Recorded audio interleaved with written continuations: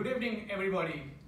Good evening. My name is Akbar Khan, and I am the host for tonight, which say Wednesday at YAT, and which I welcome everybody on the show. And today I have very special guest with me.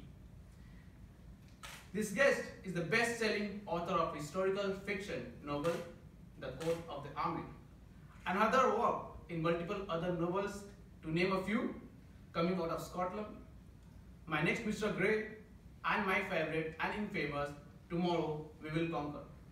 This is her first best-selling status as a historical fiction author and has been pursuing her writing journey alongside her day job as a publisher and book interior formatter and designer under Qamber Design and Media.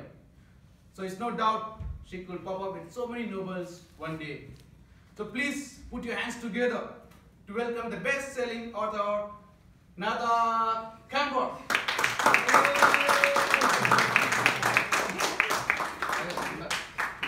Thank you. Welcome. How are you? Good. Thank you. How are you? Yeah, I'm doing that. So Nada, before we proceed, we have the book with us, That's The it. Coat of the Army. Yeah. So what is the first book that made you cry? Oh, getting right on to it. Yeah. Huh? Okay. Well, the first book that actually made me cry. Oof. That was when I was 13 years old. No doubt I started reading back before that, but whenever I would read something, I wouldn't really understand what I was reading. So I'd just finish a book and be like, okay, what did I just read? But the first book that actually made me cry, coincidentally, was a historical novel. Historical romance written by one of my favorite authors that actually got me into historical is Lisa Kleypas. If anybody knows her, you should Google her. She's a really great author. So can we ask the audience to who was, anyone knows? No? Oh, we got one, yeah. We got one. Well, she's a really great historical romance author, and it was her series, the Wallflower series. Anybody here Wallflower? Does anybody know what that is? Yeah. A wallflower is basically, yes, no, it's everything. Well, yeah, a wallflower is basically a person who's just the fly on the wall, who watches everybody, rather than just go into the, it's an opposite of a social butterfly, if you put it to that. Well, the historical romance from the Wallflower series, book 3, if I become very, how do you say, exact, book 3, Devil in the Winter. If anybody wants to put that into their to-be-read list, that's the book that made me cry. It was very shocking. All right. That's interesting. That I actually the first book that made you cry on the first attempt. So, yeah. So, what got you into writing? Like when you started that, to start thinking that you're gonna write some books. Well, I've always wanted to write. As a publisher, as an interior formatter, I go through so many different type of books. I've been in contact with so many different type of authors, independent authors, even published authors who come to me for republishing of their books or even reformatting of their books. So I've skimmed through their unproofed work, and I would think to myself, one day I will be writing my actual book. But if I think about it all the way back when I was a kid, I would say that it was my English teacher that actually got me into writing. Wow. From the beginning.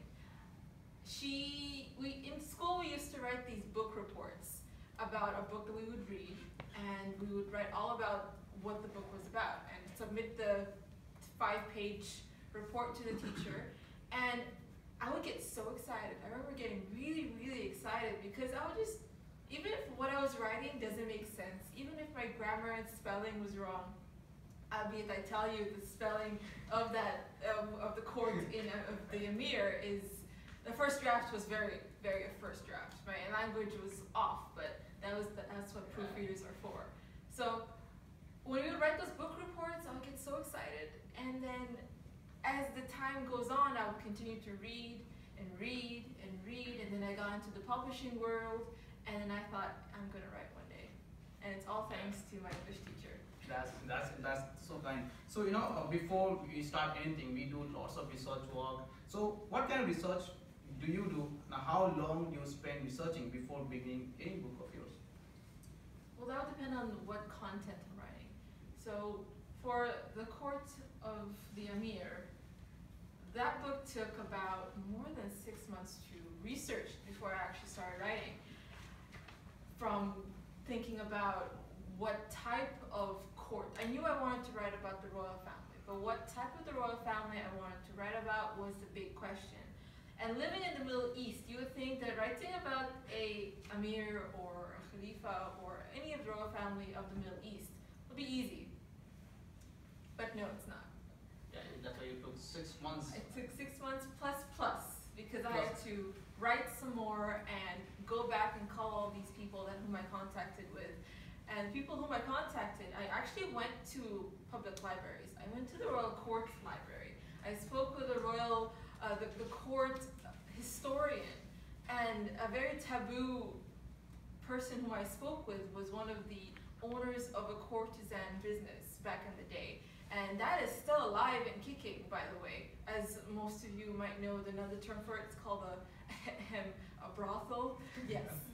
So I spoke with them, and they have such interesting stories to tell, and those stories are in A Court of the Amir. So I encourage you all to pick it up. So this book, The Court of the Amir, it's a historical romance or fiction?